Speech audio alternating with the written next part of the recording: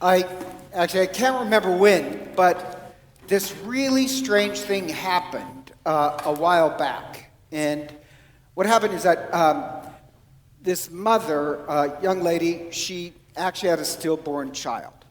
And so she doesn't live on this side of town, she lives on the other side of town, but she wanted a mass for the baby that died. And she asked if one was going on the next day, and of course the staff said, no, we could celebrate mass for that. So we were thinking it was just a memorial mass, where the mass is dedicated.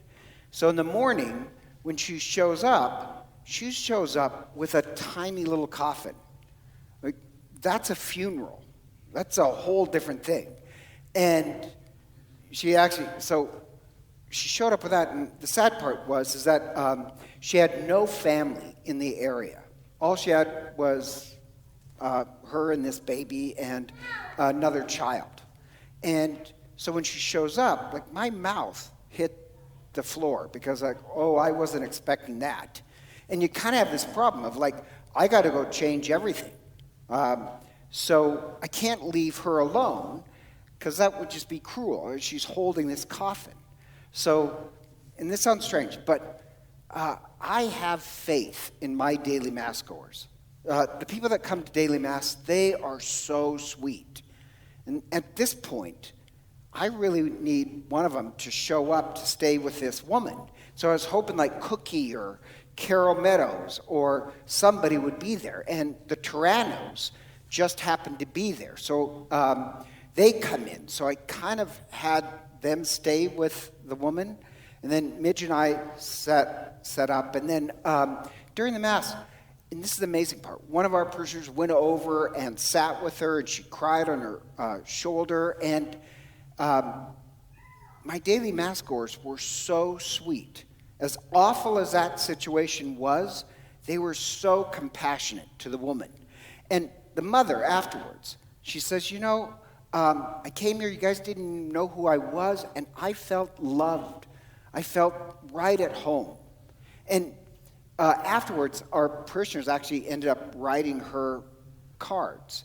And then Saturday, somebody said, do you remember when that woman showed up to Mass with a casket, a little tiny casket? And I was like, that was amazing. And the amazing part was not just how heartbreaking it was. The amazing part was how compassionate and loving our daily Mass goers were. And I knew that they would take this woman under her wing. I don't like Hollywood. I mean, I do like watching movies, but part of me hates Hollywood because in every TV show and every movie, when it depicts a religious person, they're always cold and judgmental. But for the ones who practice their faith regularly, they're not cold and judgmental. The light of compassion and love really burns in them. And this woman was taken in with that love. And I just mentioned that because sometimes in dark situations, you can really see the light burning. And I mention it because that's actually what we're training ourselves to do during Advent. And in the Bible, actually throughout the Bible, and this is amazing, when God wants to invoke hope, hope always comes at the darkest times. And so there's two spiritualities. One is called solar spirituality, like the sun. Solar spirituality is, I know where everything is because, it's a full light of day. I know everything. And life is party, party, party. Let's have a, pool party. Everything's fun. That's solar spirituality. The opposite, and that's not bad, but the opposite is lunar spirituality. Lunar spirituality is the darkness, and it's not evil. There's actually a Hebrew word for it, RFL, and it means a sacred darkness. And sometimes in really dark times, you can see the light of the sacred burning. So it's always that way. So with Abraham, like Abraham, he's losing hope, and God takes him out in the middle of the night and says, count the stars. You'll have as many descendants as there are stars in the heaven. And Abraham, he gains hope in the darkness. That's not something that could have happened during the day. Or Jacob. Jacob Jacob, he's arrogant and he's just a very selfish person. But he has his new beginning at night when he dreams of the angels. And then later on in life, he becomes a holy man, but it happens during the night when the angels come to him. That's when there's a new beginning. Or Joseph. You remember Joseph in Egypt? At night he has the dreams, and the dreams give him hope. And all through the Bible, hope is given in the darkest of times, not when it's party. So when did the Passover happen? At night. When did the people cross the Red Sea? At night. When did the manna fall? At night. And there's these sacred times that, yes, sometimes during funerals and hard times, it may be dark, but if you've trained yourself, you can see love and compassion and hope burning bright. And the job of religion, in one sense, during Advent, is to teach us how to see the light in these dark times. And I got this letter of complaint yesterday, which is really no big deal. I get a lot.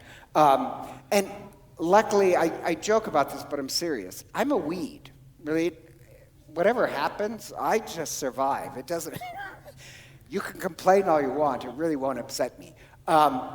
And this person wrote this letter of complaint that they just moved to Meridian, and they will not be going to our parish because they're offended that we wear masks and we have nurses at the front of the door. And the complaint was, you walk in and there's a nurse taking your temperature, and they find that just a negative experience. And that part I think is kind of funny, because whenever a nurse shows up, they're not there for a party.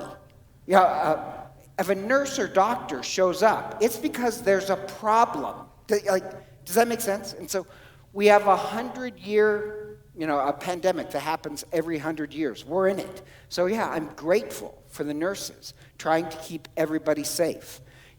Nurses show up when there's a problem, not for parties, unless it's Sue Chapman, and then if you know that woman, it's a party every time. But anyhow, that's a different issue we'll tackle. But the point being is that she was saying in her letter that church should be a place where we just have positive, happy feelings and not concentrate on anything negative. Well, in the Bible, where you gain hope is by being able to stare in the darkness. I know that sounds kind of strange. You look in the darkness and you see light. So one of my favorite lines in Exodus is when the people are slaves in Egypt, life is horrible. It says, and I love this phrase, a darkness covered Egypt, but the light burned in the homes of the Hebrews. Don't you love that? It was a dark time, and yet light burned. One of the oldest survivors of concentration camps said, yes, it was a horrible time, and yet even in the concentration camps, there was a lot of love. If your eyes are trained by religion, you can see the light that is always burning, even in the darkness. And Catholics have this time of Advent, which is the darkest time of the year, where spiritually we train ourselves to see light in the darkness. And as we move towards Christmas, it's going to get darker and darker and darker outside. And yet, at the darkest time of the year, we celebrate that the light has been born. When was Christ born? At night. At night in the Bible, when you can look in the darkness, that celebrates a new beginning. New hope, new beginning. It always happens when people can look in the dark and see the light. So the gospel starts with John the Baptist. The Gospel of Mark, Jesus, there's no backstory about Jesus' birth and angels, none of that. It just starts with John the Baptist, who goes out in the desert and calls for a new beginning. And John the Baptist, he symbolized all those who are tired of the way the world works and are ready for a new beginning. Come meet me in the desert. I love that. We're supposed to be those people. The place where God always starts something new is also the desert. The time is darkness. The place where something new starts is the desert. Because you have to think, well, if you knew that Christ was coming, why didn't they go to the temple? I mean, if you knew God was going to show up, wouldn't you go to church? But he calls them into the desert because it symbolizes those people who want to welcome the new. We're supposed to be those people who want a new beginning. We want to see the light come into the world. Now, I think this is kind of funny. They don't go to the temple because that's going to be the same as always. And just having been a priest for almost 30 years, whenever the diocese puts out like a public statement that says, we have looked at this problem and we're putting it to a committee, that's code for nothing will ever change. If they want to change, the bishop will simply say, and now we're doing X. So I think that is kind of funny. Of course you're not going to go to the, the bureaucracy, because they'll keep everything the same. People go out into the desert. We're the ones who are going out in the desert hoping to see a whole new beginning. And so when the prophet says, comfort, give comfort to my people, they're in exile. How a prophet, all the prophets give comfort is teaching the people to see the light burning in the darkness. And when he says, cut down the mountains and fill up the valleys, what he means is change the whole way you see the world. The whole panorama will change. I don't want to see the world after Christmas the same way I did before. I want to be able to see more of the light burning in the world. We're training ourselves. That's what we're training ourselves. So Advent, it's about getting ready for the new, to see the light in the darkness. It's not wanting to see everything the same. So we'd say, no, religion is supposed to teach us. So going back to that horrible thing of a woman showing up out of nowhere, all alone, with no support, with a casket.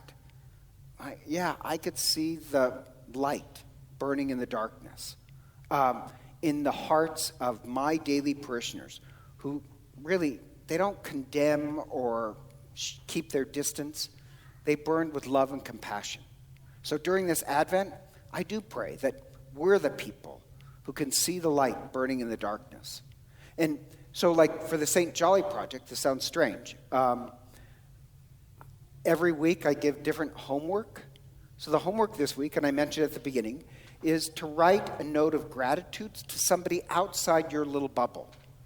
Write a note thanking them that you saw the light burning in them.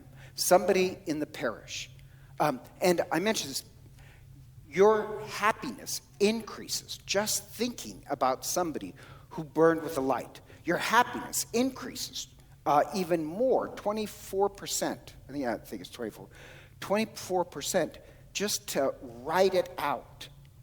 We want to be the people who our religion has not trained us that we live in the state of denial, that religion is supposed to be, oh no, there's no problems. Religion is that we can look at the problems of the world and see the light burning. So I want all of us to be able to see the world completely different. And I wrote this kind of silly poem, prayer, that I just want to close with. And it's talking about really the COVID.